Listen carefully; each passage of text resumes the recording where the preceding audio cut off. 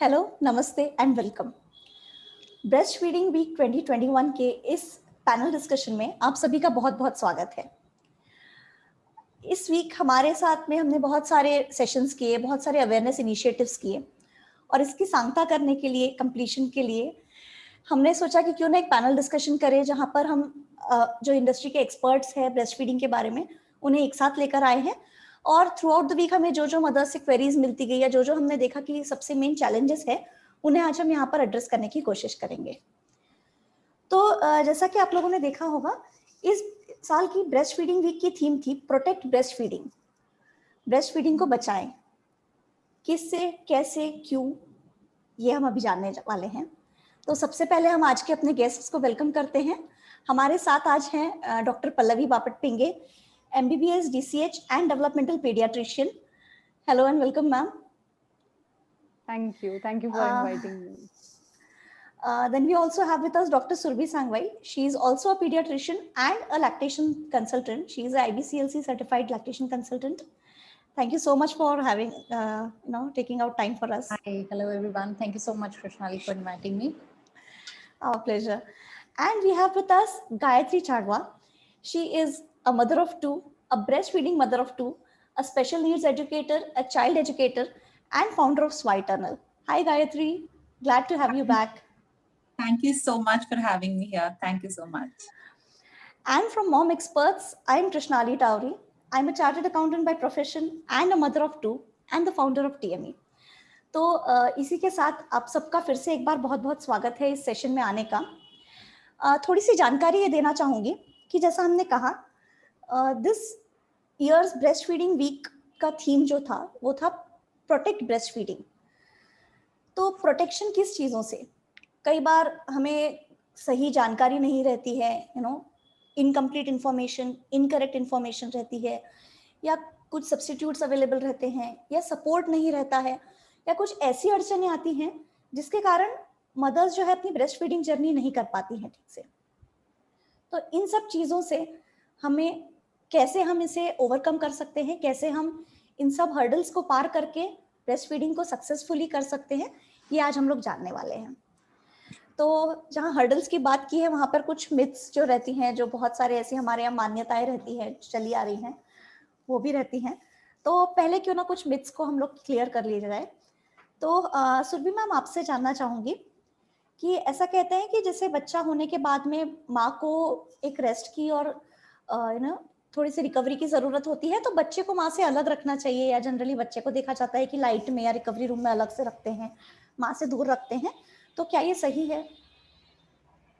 Okay, तो जैसे मैं इसमें बताना चाहूँगी कि हम ब्रेस्ट फीडिंग के बारे में डिस्कस कर रहे हैं। तो जैसे ही बच्चे का जन्म होता है, सबसे पहली चीज़ जो वो महसूस करना चाहे वो होती है उसकी माँ, because the baby has been with the mother for whole 9 months। और मुझे लगता है कि माँ से अच्छा नीचे, जैसे हम कहते हैं कि हैबिटेट, या फिर कह सकते हैं एक तरह का आसरा जिसे हम कहते हैं, वो माँ से अच्छा और कोई नहीं हो सकता। इसके दो कारण हो सकते हैं। एक तो ये कि जब बच्चा माँ के पेट के अंदर रहता है, तब वूम के अंदर रहता है, तो एक सेट टेम्परेचर होता है जो उसकी बॉडी को मिल रहा होता है। And as soon as the baby is born, वो बाहर की दुनिया से एक्सपोज होता है, जो कि बाहर का एटमॉस्फेरिक टेम्परेचर होता है। तो जैसे हम जानते हैं कि पहला जो क्राई होता है, जिसे हम फर्स्ट क्राई कहते हैं बेबी का, वो बहुत इम्पॉर्टेंट होता है, और उसी से बच्चे का जो विगर है, या फिर जो उसकी आगे की लाइक प्रोग्रेस है, वो हमें समझ में आती है। तो वो होने के लिए कहीं ना कहीं उसका माँ के साथ जुड़ा होना एट दैट मोमेंट बहुत ही ज़रूरी है। तो इसीलिए रिकमेंडेशन के अनुसार बच्चे को माँ से बिल्कुल भी अलग ना किया जाए, स्पेशली रूमिंग इन हम इसे कहते हैं, जो कि breast feeding friendly initiative, hospital initiative के अंतर्गत एक बहुत इम्पॉर्टेंट नॉर्म है, जिसमें बच्चे को माँ के साथ ही रखा जाना चाहिए 24/7 घंटे तक। स्पेशली इसका मतलब ये नहीं है कि 24 घंटे बाद हम बेबी को सेपरेट कर सकें, but it is very important to know कि पहले 24 घंटे बच्चे के लिए बहुत महत्वपूर्ण होते हैं। उसमें से भी पहला 1 घंटा बहुत ही ज़्यादा महत्वपूर्ण होता है, क्योंकि sudden change in body temperature से बच्चे के पूरे शरीर के अंदर बहुत सारे फिजियोलॉजिकल चेंजेस होते हैं जो वो एटमॉस्फेरिक टेम्परेचर से जब एक्सपोज होता है, तो इसीलिए उस टाइम पे बच्चे को बिल्कुल भी सेपरेट नहीं करना चाहिए माँ से। तो ये मेरा मिथ का एक्सप्लेनेशन है कि बिल्कुल भी बच्चे को माँ से सेपरेट ना करें, and you should encourage that the baby should be with the mother as soon as the baby is born. तो जैसे स्किन टू स्किन कांटेक्ट कहा जाता है, हमारे यहाँ अनफॉर्चुनेटली अभी उतना प्रचलन नहीं है, उतने हम लोग कंफर्टेबल नहीं हुए हैं इस चीज़ से। लेकिन अगर आप कर सकते हैं तो अपने डॉक्टर से पहले ही, बिफोर जब आप अपने गायनेकोलॉजिकल विजिट्स पर जाते हैं तो आप डिस्कस कर सकते हैं कि बच्चा होते से ही पहले मैं चाहती हूँ कि मुझे उससे पकड़ने मिले या स्किन टू स्किन टच करने मिले, क्योंकि जो भी कारण मैम ने बताया बहुत ही ज़रूरी और बहुत अच्छा है बच्चे के लिए भी। दूसरा ये मिथ रहता है कि जिनके ब्रेस्ट साइज कहते हैं या निपल का जो शेप या साइज है, तो स्मॉलर ब्रेस्ट से या फ्लैट निपल्स या इन्वर्टेड निपल्स अगर आपके हैं तो आप ब्रेस्ट फीडिंग नहीं कर पाएंगे उतने अच्छी तरीके से। तो ये सच है आज? एक्चुअली सच कहने से मतलब जैसे आपने मिथ एक गलत फहमी इसको एक बोलते हैं, तो इसका मैं यही कहना चाहूँगी कि बेसिकली माँ की बॉडी में कुछ चेंजेस होते हैं थ्रू आउट द प्रेगनेंसी, जिसमें से हर माँ का स्ट्रक्चर अलग हो सकता है और ब्रेस्ट का डेवलपमेंट भी अलग तरीके से हो सकता है। Every mother is different, as we all know every child is different. तो इसीलिए जब माँ का ब्रेस्ट डेवलपमेंट हो रहा होता है उसमें कभी कभी इट इज़ पॉसिबल कि माँ का निपल पूरी तरीके से बाहर की तरफ प्रोट्रूडेड या कह सकते हैं प्रोट्रैक्टेड ना रहे to begin with, like it is not a permanent condition. सबसे पहले मिथ को बस्ट करना चाहूँगी कि flat nipples is not at all a permanent situation. जैसे ही बच्चा माँ का दूध पीना चालू करता है तो उसके सक्शन से माँ का निपल बाहर डेफिनेटली आने लगता है, and there is a research over it कि जैसे ही बच्चा माँ की छाती से अटैच होता है और दूध पीना चालू करता है तो निपल का जो लेंथ है वो 3 times बढ़ जाता है। So it is very important कि अटैचमेंट करेक्टली होना चाहिए, right? So it is not the shape or structure of the nipple, but it is the correct attachment which plays an important role. यदि बच्चे ने ठीक से निपल पकड़ना सीख लिया और मदर को ठीक से उसे ऑफर करना आ गया तो मोस्ट लाइकली फ्लैट निपल्स बिल्कुल भी प्रॉब्लमेटिक चीज़ नहीं होती है। और हर माँ या फिर जो भी मदर्स हैं जिनको ये सिचुएशन फेस करनी पड़ती है उनको करेक्ट अटैचमेंट सिखाना या फिर उनको सीखना चाहिए और उनको सिखाना हमारा काम है। तो अगर ज़रूरत पड़ती है तो उन्हें डेफिनेटली प्रोफेशनल हेल्प सीख करना चाहिए यदि उन्हें कहीं दिक्कत आ रही है, right? But with the right support किया जा सकता है। विथ हाँ, ब्रेस्ट फीडिंग पॉसिबल है विद फ्लैट निपल्स। तो ये जो मान्यता है, जो गलत फहमी जिसे आप कहने हाँ। कहा, बिल्कुल सही बात है कि वो गलत फहमी है। ऐसा कुछ हाँ, नहीं है राइट। कि आपका निपल का शेप, साइज या आपके ब्रेस्ट का शेप या साइज उससे आपके ब्रेस्ट फीडिंग में कुछ कोई तकलीफ अंतर आ नहीं सकती है, ऐसा कोई अंतर नहीं पड़ सकता है। ठीक है, तो जो हमने बात कही सबसे पहले कि कैंगारू केयर या जो स्किन टू स्किन कांटेक्ट है उसकी क्या अहमियत है, आपने बताया। तो फर्स्ट फीड जो रहता है बच्चे का, जो सबसे पहले बच्चा जो हम कहते हैं कि 1 घंटे में या 1-2 घंटे में जैसे भी हो सके उसे पिलाना चाहिए, उसका क्या इंपॉर्टेंस है और क्यों हमने कोशिश करनी चाहिए कि फर्स्ट फीड जो है वो माँ का ही दिया जाए बच्चे को? राइट। तो देखिए सबसे पहले हम तो ब्रेस्ट फीडिंग के बारे में ही डिस्कस कर रहे हैं, तो लेट्स से कि हम ब्रेस्ट फीडिंग ही करवाना चाहते हैं बच्चे को। ये सबसे पहली मदर का गोल होना चाहिए, या फिर उनके मन में ये भावना होनी चाहिए कि मेरे बेबी को मुझे पहला फीड मेरा ही कराना है। इसके लिए माँ पहले से अवेयर होनी चाहिए, ये बहुत इंपॉर्टेंट है। और शायद इसीलिए हम सब आज यहाँ एकत्रित हुए हैं और सबको बताना चाहते हैं कि पहला फीड बच्चे को माँ का ही ऑफर किया जाए। तो जैसे कि आपने मुझे पूछा क्या इम्पोर्टेंस है स्किन टू स्किन कांटेक्ट या फिर कंगारू मदर केयर हम जिसे कहते हैं, तो ब्रीफली मैं बताना चाहूँगी कि इसे कंगारू मदर केयर का नाम क्यों दिया गया है। जैसे कि हमने देखा होगा एक कंगारू के सामने एक पाउच होता है और उसका जो बेबी होता है वो हमेशा उसे वहाँ पर रखती है, एक कंगारू मदर। तो उसका रीज़न ये होता है कि वो उसे बाहर के चेंज होने वाले टेम्परेचर से प्रोटेक्ट करना चाहती है, और वो जो टेम्परेचर वो उसे दे रही होती है उस एक पाउच में, उससे बच्चे के ग्रोथ और डेवलपमेंट और ओवरऑल न्यूट्रिशन के लिए वो बहुत ज़रूरी होता है।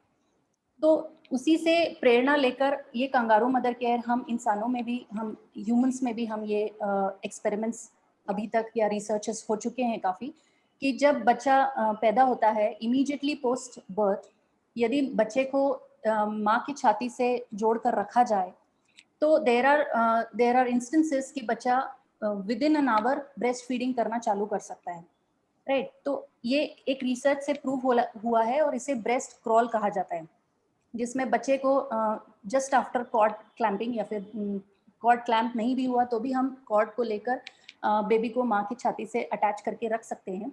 एंड देन कॉर्ड क्लैंपिंग और जो बाकी के उसके प्रोसीजर्स है जो पीडियाट्रिशियन करते हैं जस्ट आफ्टर बर्थ, वो हम थोड़ा डिले कर सकते हैं बाय फ्यू मिनट्स, क्योंकि वो जो फर्स्ट टच होता है माँ का, उससे जो बेबी का टेम्परेचर है, जैसे मैंने कहा जो वूम के अंदर जो टेम्परेचर होता है उसको करीबन उसी तरीके से हम लाने की और उसे बैलेंस करने की कोशिश करते हैं विद दैट फर्स्ट टच। और skin to skin contact thereafter, मतलब just after birth and with all the procedures done, और जैसे ही माँ के रूम में बेबी को शिफ्ट किया जाता है उसके बाद भी स्किन टू स्किन कॉन्टैक्ट बहुत महत्वपूर्ण है, क्योंकि उससे बच्चे को एक तरीके से स्टेबिलाईज होने में मदद मिलती है। जैसे कि मैंने कहा there are lot of physiological changes going on in the baby's body just after birth, तो वो जो चेंजेस उसके बॉडी में हो रहे होते हैं उसे मदद मिलती है, बेबी को मदद मिलती है to face those changes correctly. और इस वजह से जैसे मैंने बताया कि स्टेबलाइजेशन होता है, तो देर आर चांसेस कि इससे बेटर ऑक्सीजन का सप्लाई या ऑक्सीजनेशन जैसे हम बोलते हैं, ऑक्सीजन का प्रवाह बॉडी में अच्छे से होता है। बच्चा अपने जो उसके जो स्ट्रेस हार्मोन्स होते हैं बच्चे के शरीर के, वो काफ़ी कम लेवल पे आ जाते हैं, जिससे कि बच्चा थोड़ा अलर्ट होने के तरफ मुड़ता है। और इससे देखा गया है कि ब्रेस्ट फीडिंग के रेट्स बहुत अच्छे नोटिस में आते हैं जिन बच्चों को स्किन टू स्किन कॉन्टैक्ट पहले 1-2 घंटे में दिया जाता है, तो इसीलिए इसे प्रमोट करना चाहिए। Skin to skin contact later on also is very important, जिससे मदर का इनेट ऑक्सीटोसिन या फिर कह सकते हैं कि जो नेचुरल ऑक्सीटोसिन का लेवल्स है वो बूस्ट होता है, और उससे मिल्क सप्लाई बनने में या स्टार्ट होने में बहुत अच्छी मदद मिलती है, क्योंकि बच्चा माँ के छाती के पास रहने से मदर के बॉडी में एक फीडबैक मैकेनिज्म होता है जिसके वजह से ऑक्सीटोसिन और प्रोलैक्टिन का सीक्रेशन सही मात्रा में होने लगता है, और मिल्क सप्लाई बनने में और मिल्क कमिंग इन जिसे हम कहते हैं, जिससे माँ का दूध आना चालू होता है, वो आने में मदद मिलती है, बहुत अच्छी मदद मिलती है। इसीलिए स्किन टू स्किन कॉन्टैक्ट को डेफिनेटली प्रमोट करना चाहिए और मदर को अवेयर रहना चाहिए, और उन्हें ये पता होना चाहिए कि इससे हम सक्सेस रेट्स हासिल कर सकते हैं। तो बहुत ही ज़रूरी है, जैसे हम बार बार यही बताना चाह रहे हैं कि ये सब बोलने की चीज़ें नहीं है, इसके प्रैक्टिकल और स्टडी बेस्ड है ये सारी चीज़ें। इसके एविडेंसेस है कि ये किस तरह से बच्चे को जैसा कि मैम ने कहा हर तरह से ब्रेस्ट फीडिंग में मदद करेगा, उसको कंफर्ट देता है, उसका बॉडी टेम्परेचर रेगुलेट करता है। तो ऐसे अनगिनत फ़ायदे हैं स्किन टू स्किन टच के, और पहले 1-2 घंटे में जो हम कहते हैं फर्स्ट फीड जो रहता है माँ का उसकी। तो एक और चीज़ जो आपने कही मैम वो थी कि डेवलपमेंट में हेल्प होती है।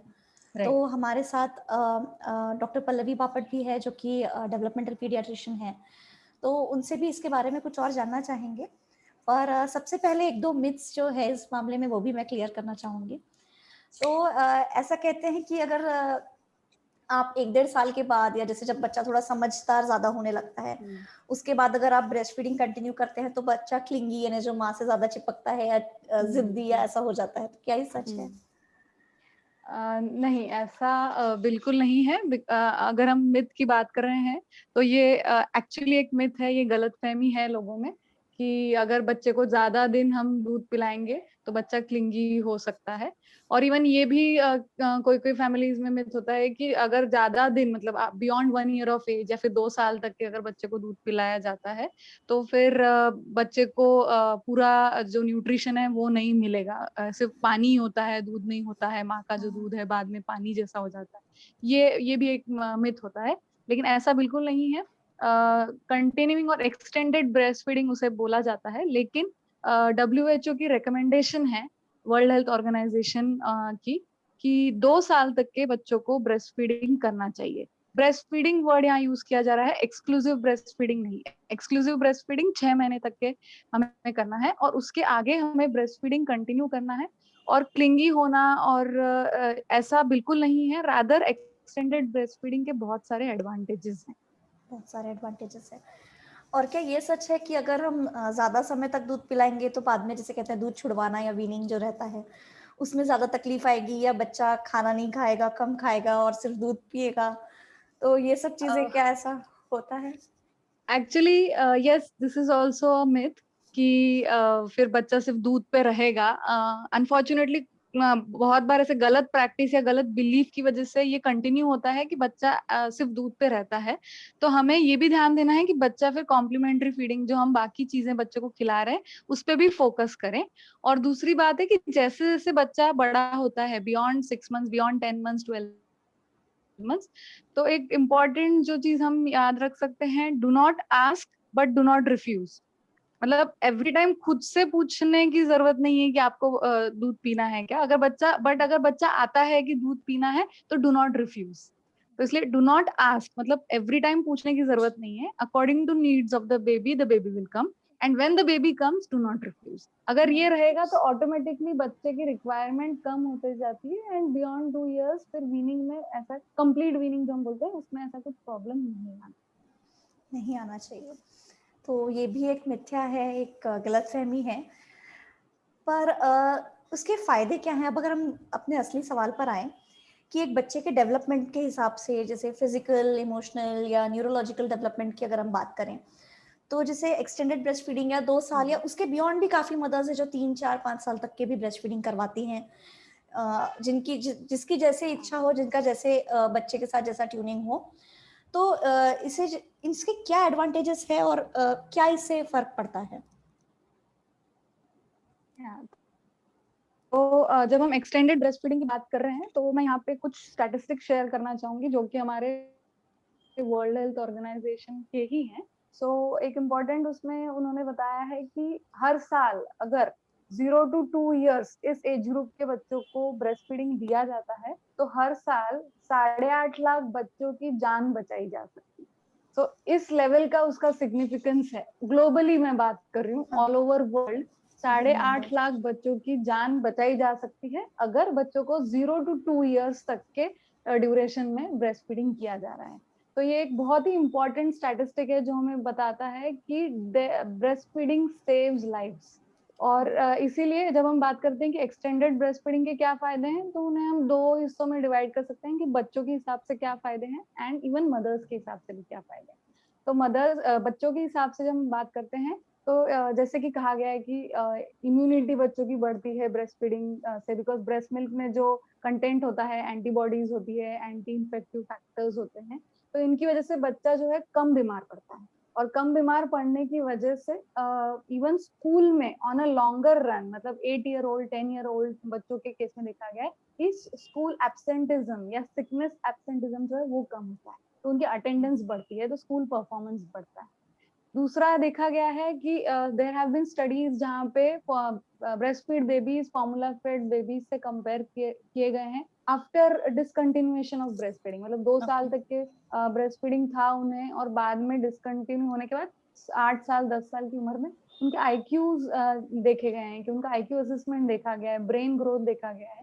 और इन रिसर्चेस में ये देखा गया कि around there is a difference of 8 to 10 points. मतलब babies who are breast fed score higher by around 8 to 10 points on the IQ test also. तो हम ये डायरेक्ट रिलेशन देख रहे हैं ब्रेन डेवलपमेंट से, और इसका कारण है again the same thing, the content of breast milk. इतना कस्टमाइज्ड है ये breast milk. It gives anti infective factors, then it also gives you DHA, it gives neuropeptides, growth factors. ये सारी चीजें हमारे ब्रेन के डेवलपमेंट और माइलिनेशन के लिए बहुत इंपॉर्टेंट है। इस वजह से बच्चों को जो है लंबे समय तक ब्रेस्ट फीडिंग करने से उनके ब्रेन डेवलपमेंट में फायदा है।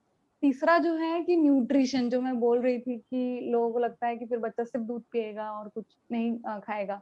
तो इस मामले में एक चीज है कि हमें ये समझना होगा कि ब्रेस्ट मिल्क पहले 6 महीने में जिस तरीके से 100% रिक्वायरमेंट बच्चे की कंप्लीट करता है, वो नेक्स्ट 6 महीने में जो है उसकी अराउंड आधी रिक्वायरमेंट कंप्लीट करता है।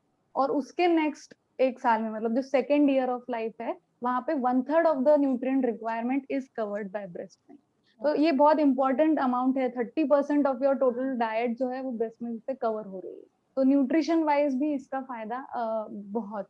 और उसके साथ साथ जैसे हमने बोला कि एक इन्फेक्शन हो गया, फिर उसके बाद में मैंने इम्यूनिटी के बारे में बताया आपको, फिर बच्चों के ब्रेन डेवलपमेंट के बारे में बताया, इमोशनल डेवलपमेंट के बारे में बताना चाहूंगी कि बॉन्डिंग जो है वो यहाँ पे होती है mother and child. Rather instead of being clingy, this could help in secure attachment also. कि सही अटैचमेंट, यहाँ पे attachment is not what we talking about breast feeding वाला अटैचमेंट और लैचिंग।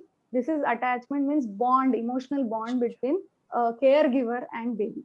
तो उस लेवल पे भी breast feeding helps in creating that bond and keeping it for a long. क्योंकि 1 साल का बच्चा, 1.5 साल का बच्चा is being expose to new environment, बहुत एक्सप्लोर करता है। ऐसी सिचुएशन में जब भी उसको डर लगता है तो ही gets back to his mother, because mother उसकी सेफ जोन है। तो इसीलिए जब भी बच्चा ब्रेस्ट फीड, बहुत सारे बच्चे फिर सिर्फ और सिर्फ सूदिंग के रीजन से ब्रेस्ट फीडिंग करते हैं, या फिर स्लीप इनिशिएशन के लिए भी ब्रेस्ट फीडिंग करते हैं, जैसे जैसे दे आर 1.5 साल के, 1.25 साल के जो बच्चे हैं। तो इसलिए ये जो रीजन है ये इमोशनल वेलबींग और मेंटल वेलबींग के लिए बहुत इंपॉर्टेंट है। इस तरीके से इसका बच्चों पे असर लंबे समय तक रहता है। और इवन ये भी देखा गया है कि जो लाइफस्टाइल डिसीजेज हैं, या फिर जो हम नॉन कम्युनिकेबल डिसीजेज बोलते हैं, ओबेसिटी, डायबिटीज, हाइपरटेंशन, इनका भी रिलेशन ब्रेस्ट फीडिंग से है। कि अगर लंबे समय तक बच्चे को ब्रेस्ट फीडिंग मिली है तो he has got that protective factor for these diseases in the long run. और हम देख रहे हैं कि लाइफस्टाइल कैसी है, India is a diabetes capital. ऐसी सिचुएशन में हमारे यहाँ बच्चों ने ब्रेस्ट फीडिंग करने का इससे अच्छा फायदा नहीं हो सकता कि लॉन्ग टर्म में बच्चों को उसका फायदा होने वाला है। और अगर हम मदर्स की बात करें तो मदर्स में जैसे कि इमीडिएट इफेक्ट में वेट लॉस में मदद होती है, तो वो weight loss even during that 2 years of ये भी कंटिन्यू रहता है। फिर उसके बाद में protection against cancer, breast cancer, ovarian cancer, इसके अगेंस्ट मदर्स को प्रोटेक्शन मिलता है। एंड नॉट ओनली दिस, जैसे कि अभी डॉक्टर सुरभि ने कहा कि बहुत सारे चेंजेस होते हैं प्रेगनेंसी में, मदर्स की बॉडी में भी बहुत सारे चेंजेस होते हैं।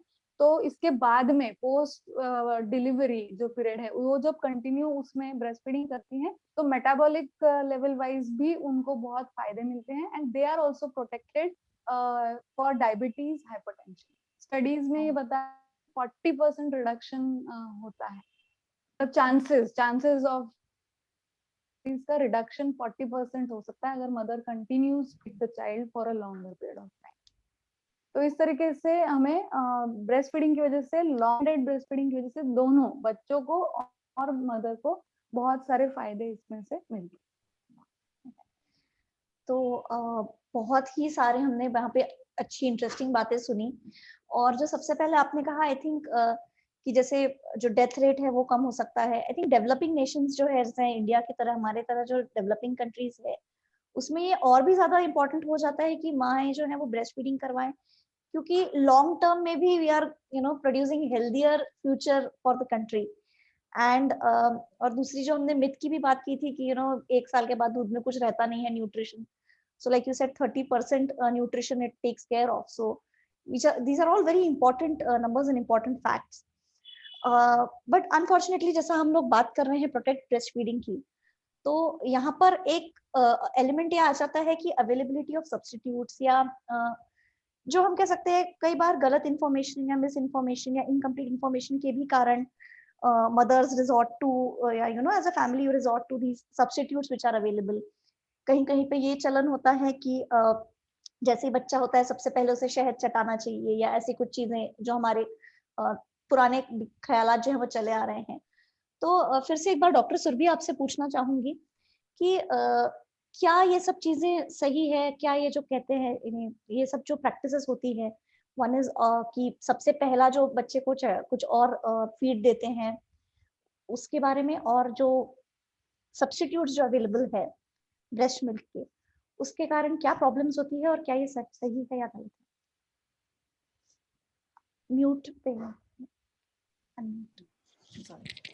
तो जैसे आपने पूछा कि अभी तक हम जो बात कर रहे थे कि हमें प्रोटेक्ट करना है ब्रेस्ट फीडिंग को, तो इसीलिए किन चीज़ों से हमें प्रोटेक्ट करना है, उसमें से सबसे पहला जो आपने सवाल पूछा है that is regarding what other than breast feeding is being offered to the babies. तो इसे हम क्लिनिकल टर्म्स में प्री लैक्टियल फीड्स भी कहते हैं, जो माँ के दूध देने से पहले बच्चों को दिया जाता है। तो जैसे आपने मेंशन किया कुछ ट्रेडिशंस में या कुछ कल्चर्स में शहद चटाना, कुछ ट्रेडिशंस में, कुछ कंट्रीज में पानी पिलाते हैं बच्चों को, प्लेन वाटर पिलाते हैं, कुछ ट्रेडिशंस में बटर भी खिलाते हैं। तो इस पर काफ़ी स्टडीज़ हुए हैं और इससे पाया गया है कि प्री लैक्टियल फीड्स जो होते हैं, जो अदर देन ब्रेस्ट मिल्क बच्चों को दिया जाता है, उससे काफ़ी हद तक बच्चों में नियोनेटल इलनेसेस पाए गए हैं। क्योंकि जैसे मैंने कहा कि बेबी अभी अभी जस्ट माँ के वूम से बाहर आया है and he is yet getting expose to lot of atmospheric changes outside. और उसी टाइम पे हम बच्चे का जो गट फ्लोरा होता है, यदि हम दूसरे किसी एलिमेंट से या दूसरे किसी मिल्क सब्सटीट्यूट से यदि हम उसे लाइन करेंगे या फिर हम उसे देंगे, ऑफर करेंगे, तो देयर आर चांसेस कि बच्चे की इम्यूनिटी जो होती है, इसमें मैं ये बताना चाहूँगी कि जो न्यूबॉर्न्स होते हैं उनकी जो इम्यूनिटी होती है, उनके गैस्ट्रोइंटेस्टाइनल फ्लोरा मतलब उनकी जो स्टमक से लेकर जो लाइन होता है, उस पर उनकी इम्यूनिटी काफ़ी बेस्ड होती है और वहीं से ज़्यादातर इन्फेक्शंस बच्चों में होते हैं। तो समझने की बात ये है कि जब बच्चे को जो फर्स्ट फीड हम ऑफर करने के लिए आज हम रिकमेंड कर रहे हैं, WHO से लेके like lot of other organisations जो माँ और बच्चे के हेल्थ से जुड़े हुए हैं ओवरऑल द वर्ल्ड, हम ये रेकमेंड कर रहे हैं कि बच्चे को फर्स्ट फीड कोलोस्ट्रम दिया जाना चाहिए, जिसे हम चीक दूध भी कहते हैं हिंदी में।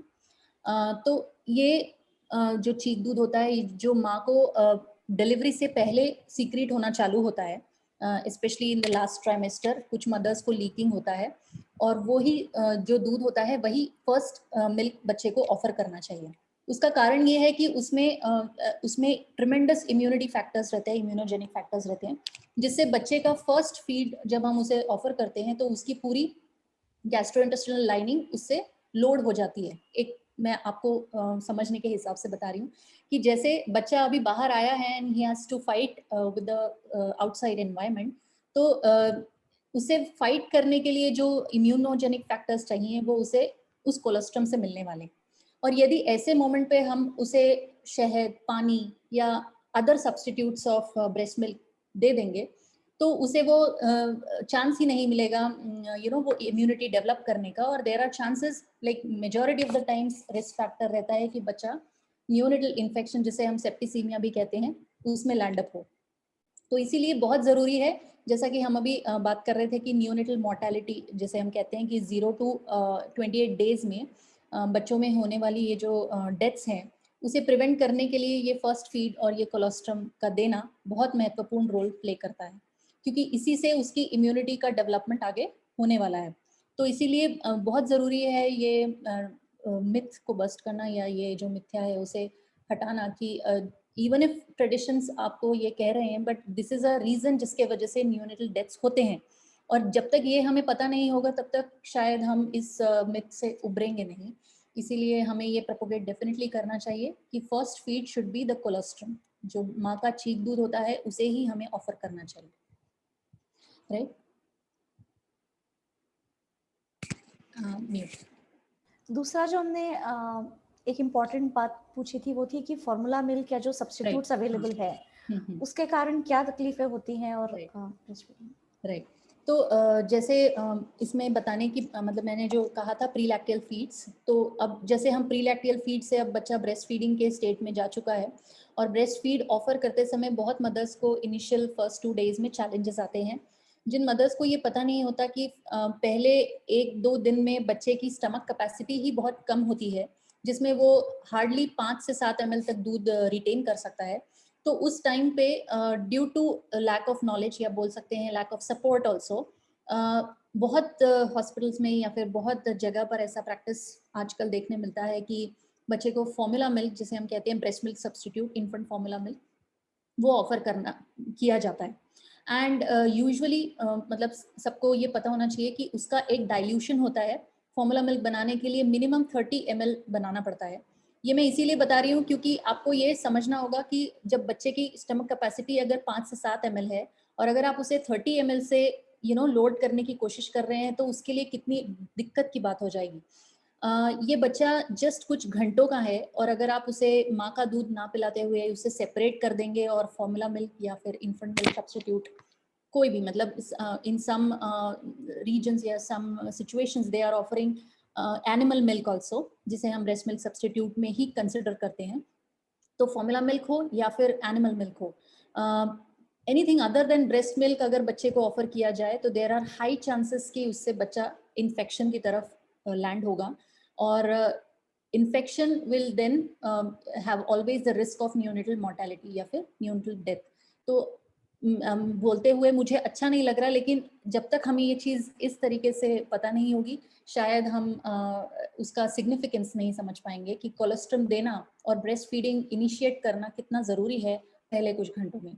और ये बहुत डिफिकल्ट नहीं है, लेट मी टेल यू, कि अगर माँ को ये पता हो कि बच्चे को सिर्फ उसे स्किन टू स्किन कांटेक्ट में रखना है, और अगर हमने बच्चे को मौका दिया उसके स्किल्स एग्जिबिट करने का, जो कि बच्चा वूम में ही मुंह उंगली हाथ में रख के रिफ्लेक्स सीखता है, जो कि आपने आपके 4D स्कैन्स में या फिर आपके सोनोग्राम्स में देखा होगा कि काफी बार बच्चे को हम देखते हैं कि बच्चा मुंह में उंगली रख के सकलिंग करता है।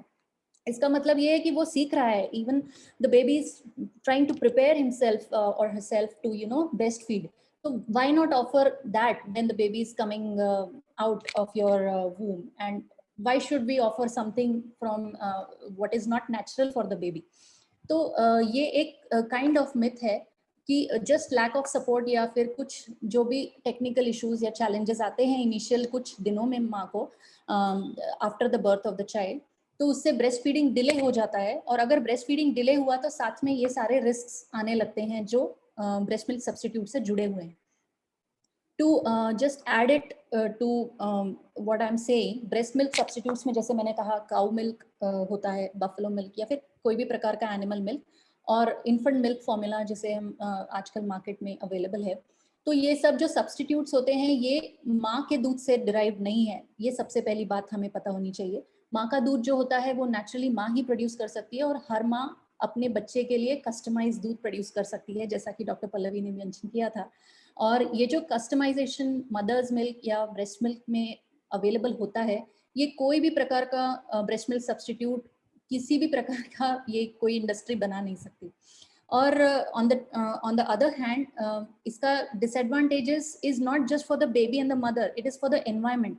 अगर आप देखेंगे पढ़ेंगे, रिसर्च के द्वारा ये पाया गया है कि 1 किलो फॉर्मूला मिल्क या इन्फेंट मिल्क सब्सटीट्यूट जब प्रोड्यूस होता है तो एनवायरनमेंट में around 21.8 kilograms of carbon dioxide emit होता है। तो आप समझ सकते हैं कि ये एक इंडस्ट्री में बन रहा है, ये एक आर्टिफिशियल मिल्क है, और ये जब हम बच्चे को दे रहे हैं तो just because it is producing lot of harm to the environment, it can produce multiple times of harm to your baby as well. तो भले ही देने में आसान लगे, लेकिन इससे काफी नुकसान है, बिकॉज इसमें माँ के दूध के जैसे तत्व तो कभी भी नहीं मिल सकते, क्योंकि इसमें सब कुछ ऐड किया जाता है, इसे बनाने की कोशिश की जाती है जो कि ये कभी बन नहीं सकता। फिर भी हम जब इसे ऑफर करते हैं तो इससे होने वाले जो नुकसान है ये बच्चे को मल्टीपल टाइम्स ज़्यादा है। जैसे हमने कहा था कि फॉर्मूला जो हम long term advantages of breast feeding जो डॉक्टर पल्लवी ने बताया कि जो ये नॉन कम्युनिकेबल डिजीजेज हैं, डायबिटीज, ओबेसिटी, हाइपरटेंशन, ये उन बच्चों में ज़्यादा मात्रा में पाए जाते हैं जो फॉर्मूला फेड होते हैं या फिर जिनको ब्रेस्ट मिल्क नहीं मिला होता है उनके चाइल्डहुड में या फिर 0 to 2 years में। So they are more prone to such type of diseases. तो ब्रेस्ट मिल्क के एडवांटेजेस तो अनगिनत हैं, पर जो डिसएडवांटेजेस है अगर हम उनके प्रति अगर अवेयर हों तो शायद हम ब्रेस्ट फीडिंग को ज़्यादा महत्व देने लगे और उसके लिए हम ज़्यादा प्रयत्न करें कि वही सक्सेसफुल हो, राइट। तो यही मैं सबसे कहना चाहूँगी कि फॉर्मूला मिल्क के बहुत सारे डिसएडवांटेजेस हैं, और शायद हमारे लिए ये प्लेटफॉर्म कम पड़ेगा, टाइम कम पड़ेगा बताने के लिए कि इसके कितने डिसएडवांटेजेस हैं। उसमें से कुछ मैंने आपको बताए, बट ज़्यादा हम इस यहाँ ब्रेस्ट फीडिंग प्रमोट करने की बात कर रहे हैं, इसीलिए हम चाहते हैं कि माँ इसके बारे में अवेयर हो कि ब्रेस्ट फीडिंग ही सबसे इम्पॉर्टेंट चीज़ है जो बच्चे को मिलना चाहिए, ब्रेस्ट मिल्क ही मिलना चाहिए। आई थिंक जैसा कि आपने कहा, आई कम्प्लीटली अग्री कि there are millions of benefits, इतनी चीज़ें हैं कि हमें समय कम पड़ जाएगा बताने में। और मुझे लगता है कि ये देखने वाली अगर कोई प्रेग्नेंट मदर है, अगर कोई न्यू मदर है जो ये देख रही है, तो I think by this point she is completely convinced कि हाँ, मुझे अपने बच्चे को ब्रेस्ट मिल्क ही देना है। पर इसके आगे भी कुछ चैलेंजेस आ सकते हैं, जिसमें कि सबसे इम्पॉर्टेंट होता है एक लैक ऑफ सपोर्ट। अगर एज अ मदर, अगर जो भी भले ही वेजाइनल बर्थ हो चाहे सी सेक्शन हो, there is a recovery period, your body has gone through a lot, you need some time to recover, और आप हो सकता है कि अकेले खुद अपने आप हर चीज ना कर पाए जो आप करना चाहते हो, तो इसमें फैमिली का, पार्टनर का सपोर्ट जो है ये बहुत ज़्यादा ज़रूरी होता है। और बहुत सी केसेस में मैंने खुद ने एक्सपीरियंस किया है, और काफ़ी ऐसे स्टोरीज और ऐसे किस्से हम सुनते हैं कि जिसमें एक अपने फैमिली का सपोर्ट होने के कारण पूरा एक जर्नी, पूरा एक स्टोरी बदल जाता है। बट ये सपोर्ट हर बार उतनी इजीली अवेलेबल नहीं होता है। और गायत्री एज अ काउंसलर और जिस एरिया में आप डील करते हो, so I would like to understand from you कि क्या कर सकते हैं एज अ फैमिली और you know to support a pregnant mother and a new mother in her breast feeding journey. As a family हम क्या और कैसे कर सकते हैं?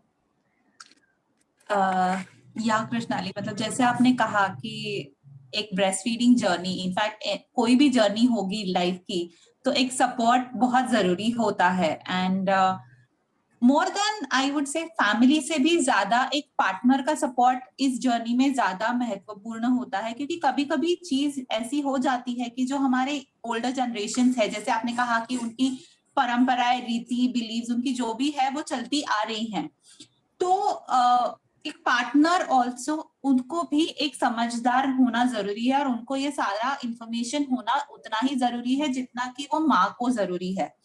कि एज अ फैमिली हम क्या कर सकते हैं कि अगर आपकी बीवी, लाइक एज अ पार्टनर, आपकी बीवी या आपकी बहू या आपकी बेटी ब्रेस्ट फीडिंग करना चाहती है, तो उसको सपोर्ट कीजिए, ना कि तुम्हारा बच्चा रो रहा है तो तुम उसको फॉर्मूला पिलाओ।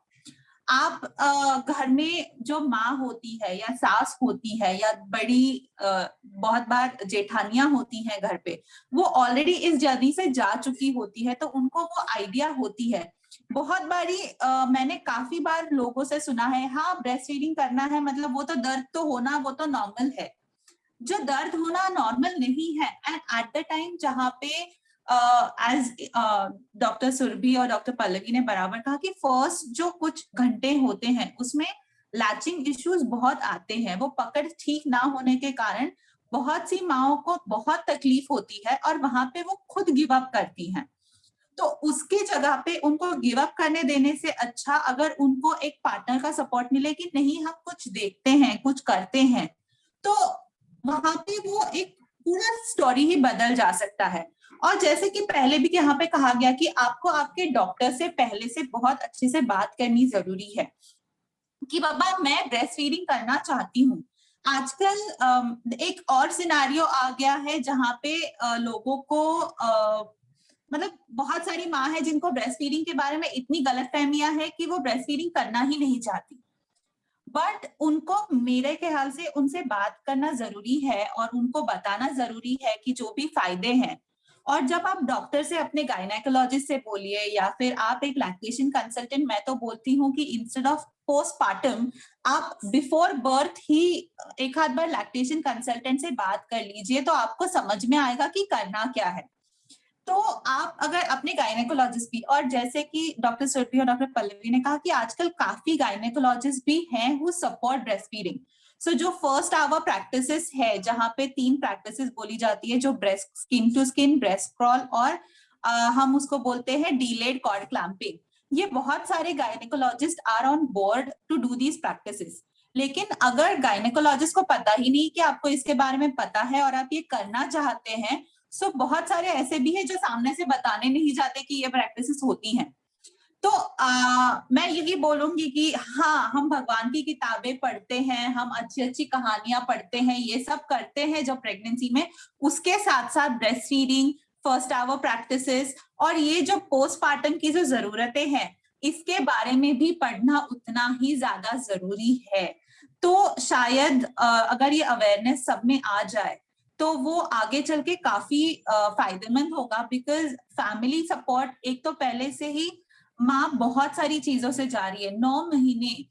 इनफैक्ट मैं तो बोलूं बहुत सारी माएँ हैं जो बिफोर ऑल्सो, जो पहली है जो आईवीएफ थ्रू जाती है या जो ट्रीटमेंट्स है, या फिर you know there are rainbow babies which are born, वो पहले से ही मेंटली फिजिकली बहुत सारी चीजों से जाती है। और जो नेचुरल प्रेगनेंसी है उसमें भी 9 मंथ्स बहुत ज्यादा मेंटल, फिजिकल, इमोशनल बहुत से गुजर चुकी है, because not just because carrying the baby, but hormones भी बहुत बदल रहे हैं अंदर। उसकी वजह से जो हमारे पुराने, अगर आप माँ या दादी माँ सुनोगे, वो बोलते हैं कि देखो सर हल्का हो जाता है प्रेगनेंसी के बाद। सर हल्का हो जाना is basically the mother finally the body start shutting down somewhere, कि now the extra something that I was carrying has gone out, now I want to just shut down and relax। और अगर वहां पे support नहीं होता तो वो shutdown के बीच में उसको जर्क स्टार्ट चालू हो जाता है बॉडी में, which is very bad for the mother's health as well as the baby's health, because जैसे ऑलरेडी इस डिस्कशन में बोला गया कि माँ और बच्चे के बीच में रिलेशनशिप वो बहुत पुराना है।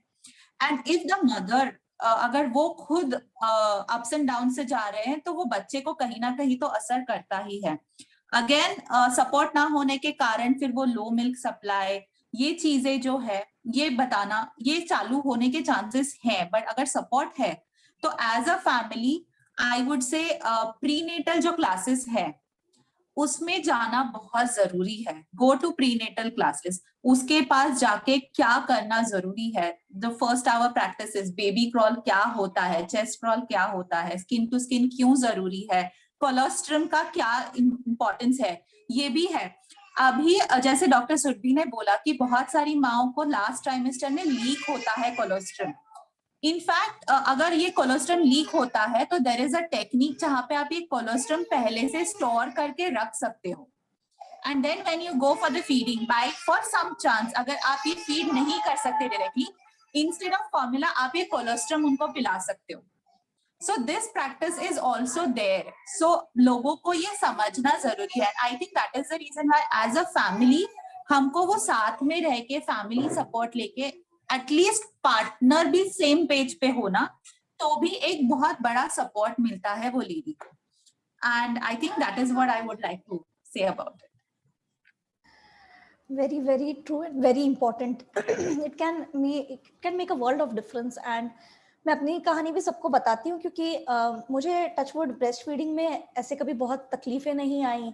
जैसे हम कॉमन इश्यूज जो सुनते हैं, काफ़ी पेनफुल भी होता है कुछ मदर्स के लिए। And I had initial issues, but it wasn't so much. But I think the main difference that happened in my breastfeeding journey was कि जो first feed, जो अगर मेरे husband को पता नहीं रहता कि इसका importance क्या है या breastfeeding का importance क्या है, तो हमारे भी केस में यही हुआ रहता कि डॉक्टर का सीधा कहना था कि नहीं ठीक है बच्चे को ले जाइए और उसको फॉर्मूला मिल्क दे देंगी सिस्टर, क्योंकि सी सेक्शन था तो उन्हें ऐसा लगा कि ठीक है अभी कहाँ ये but this is what happens. And thankfully my husband knew that no, this has been decided between us that we are going to breastfeed, and it made the whole difference I think in a journey which would have been totally different. आज कुछ और कहानी होती शायद वो, I would also have been regretting maybe or maybe not, but family support का जो importance है throughout initially तो है ही, but बाकी भी पूरे जितने भी टाइम आप breastfeed करने का decide करते हैं उसमें बहुत जरूरी है कि आपके पास सही support हो। And like Gayatri said, you're also going through a lot of hormonal changes and other things. So it's always good to have, someone tell you from time to time कि नहीं ये सब ठीक है, सब ठीक हो जाएगा, it's okay.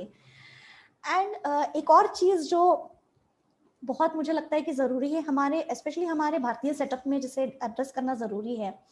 जॉइंट फैमिलीज होती है या अभी कभी हम ट्रैवल करते हैं, कुछ भी करते हैं, तो लोग ऐसा भी कहते हैं कि मेरा 8-10 महीने का बच्चा है लेकिन हम लोग अभी घर में सबके सामने आता है और मुझे मारता है छाती पर और बोलता है दूधू चाहिए या कुछ, और बहुत एम्बैरसिंग हो जाता है ये।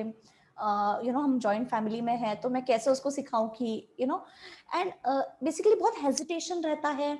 It is suppose to be a very private thing, या इसके अराउंड एक एयर जो बिल्डअप है कि ये कुछ छुपाने वाली चीज है या ये कुछ तो ये सब चीजें क्लियर करना भी बहुत जरूरी है अगर हमें ब्रेस्ट फीडिंग को प्रोटेक्ट करना है। तो जिसे आजकल हम कहते हैं normalising breast feeding in public. तो बहुत सारे फीडिंग कवर्स आते हैं अगर आप कंफर्टेबल नहीं है, या सबसे ज्यादा जो मैंने एक्सपीरियंस किया है वो ये है कि जितना कंफर्टेबल एक मदर रहेगी उतना ही कंफर्टेबल क्या उतने ही यूज टू आजू बाजू के जो लोग हैं घर के वो भी हो जाते हैं उस चीज के लिए।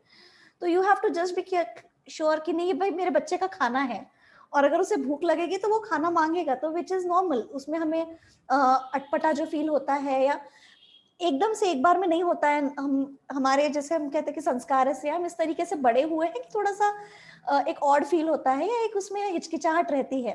पर विथ फैमिली सपोर्ट, और अगर आप फर्म है एज अ मदर कि नहीं, जहाँ भी मेरा बच्चा, अगर इफ यू आर ट्रैवलिंग, अगर आप कहीं ऐसी जगह पर है, ट्रेन में, फ्लाइट में, या अगर कोई ऐसे बच्चा बीमार है तो उसे खाना नहीं खाना रहेगा, अगर वो 6 महीने से ऊपर का है, तो you have to be prepared कि ये मेरे बच्चे का खाना है, ये उसका न्यूट्रिशन है, और बाकी सब चीज़ें एक तरफ, पर मुझे ये चीज़ में कभी उसे कमी नहीं करनी है बिकॉज ऑफ सोशल रीजंस।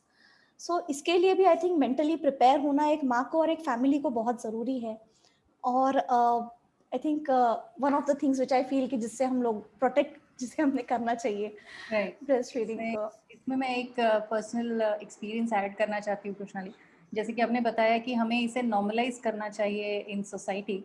तो एक बार की बात है, मैं मेरी बेटी को लेकर मॉल में गई थी, which I was not very keen of because you know lot of exposure was happening, but then I had to go with my family for some reason.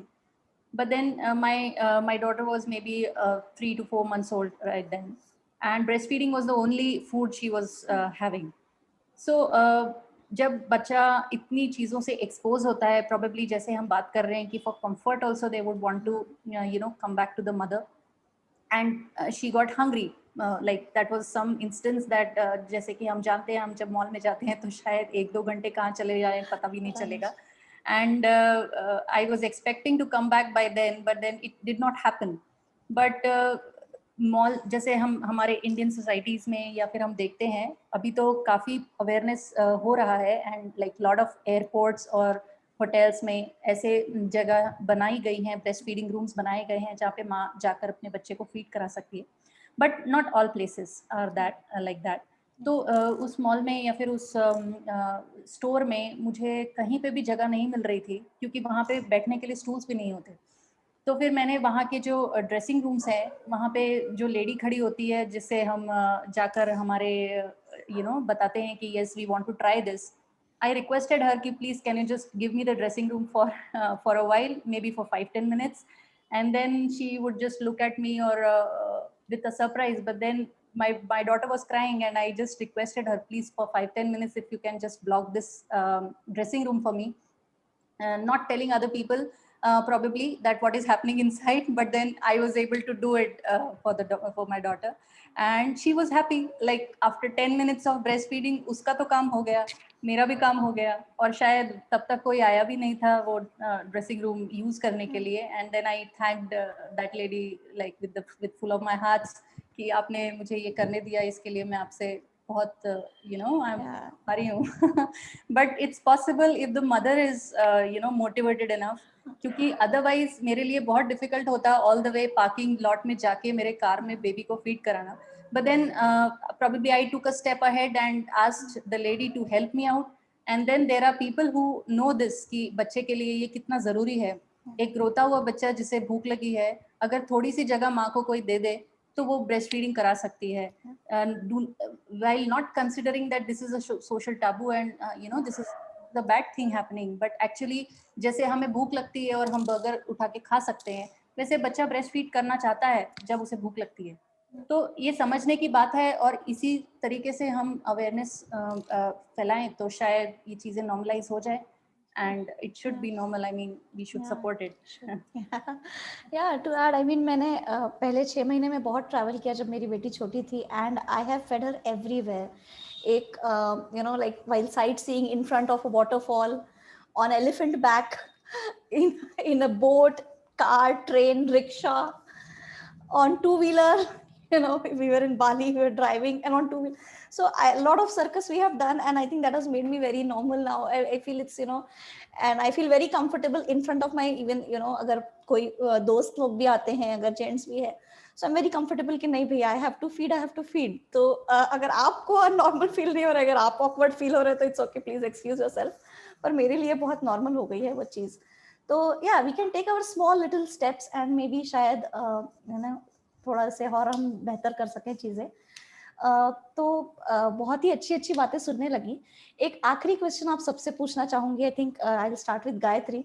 एक अगर आपको एक single most important take away अगर आपके हिसाब से क्या है एक ब्रेस्ट फीडिंग जर्नी के लिए, one most important thing? So for me, मेरे लिए एक है ब्रेस्ट फीडिंग से कि ब्रेस्ट फीडिंग के फायदे इतने सारे हैं, and the major thing is कि बच्चे के तो बहुत ही फायदे हैं, लेकिन जो पोस्टपार्टम डिप्रेशन होता है बहुत सारी मदर्स में, इट इज फाउंड कि ब्रेस्ट फीडिंग की वजह से the chances of postpartum depression in the first 6 months is बहुत ज्यादा कम होता है। तो आई थिंक उसके लिए तो एटलीस्ट कि आप जो बोलते हैं कि माँ में बहुत फर्क है, बहुत चिड़चिड़ी हो गई है, बहुत ये कर रही है, बहुत रोती रहती है, अगर आपको माँ का भी ख्याल उतना ही है, and if you really care for your wife, daughter in law, बहू बेटियों के लिए आपको एक्चुअली केयर है, तो प्लीज उनको सपोर्ट कीजिए, क्योंकि उनकी हेल्थ भी उतनी ही ज्यादा इम्पोर्टेंट है। तो from a mental health aspect I would say कि आपको ये करना बहुत ज्यादा जरूरी है to avoid postpartum depression, as well as बच्चे का जो जैसे हुआ कि बॉन्डिंग जो है माँ के साथ फर्स्ट 5 years 0 to 5 years, उसको फर्स्ट केयर गिवर का होना बहुत ज्यादा जरूरी है। तो दैट बॉन्ड जो है, जैसे डॉक्टर पल्लवी ने बोला कि वो बॉन्ड वहां से ही डेवलप होता है, तो प्लीज उसके लिए सपोर्ट कीजिए। एंड इट एज कृष्णाली ने जैसे बोला कि छोटी छोटी चीजें हैं, अपने घर से ही शुरुआत कीजिए, तो आप दुनिया जाके बदल पाओगे। Very true, and I think spoken like a true mother and the country head of Global Mental Health Association. Mental health के भी लिए बहुत जरूरी है. Thank you so much, Gayatri. I agree with you. Pallavi, आपके हिसाब से क्या है that one single most important thing about breastfeeding? जैसे कि गायत्री ने कहा कि सपोर्ट, तो उसी में मैं एक चीज ऐड करना चाहूंगी कि ask for help, and this is very important because हमें हेल्प मांगना जो है वो हम बहुत हिचकिचाहट होती है कभी कभी, या लगता है कि ये तो ऐसा ही होता होगा, हम अजम्पशंस करते हैं। तो इस वजह से हेल्प मांगना बहुत जरूरी है, और अगर आप हेल्प मांगेंगे तो आपको फैमिली सपोर्ट भी मिलेगा, अगर आप हेल्प मांगेंगे तो आपको प्रोफेशनल सपोर्ट भी मिलेगा, and your breast feeding journey will be better than whatever you are at that point of time. तो इसलिए I think ask for help is very important, and secondly prepare yourself. Very very important. Do not assume anything. ऐसा मत मानिए कि ऐसा होता ही है, चलता है, नहीं. Ask for help, do not hesitate. Thank you so much Pallavi, very important. Doctor Surabhi, आपके हिसाब से क्या है एक सिंगल मोस्ट इम्पॉर्टेंट थिंग?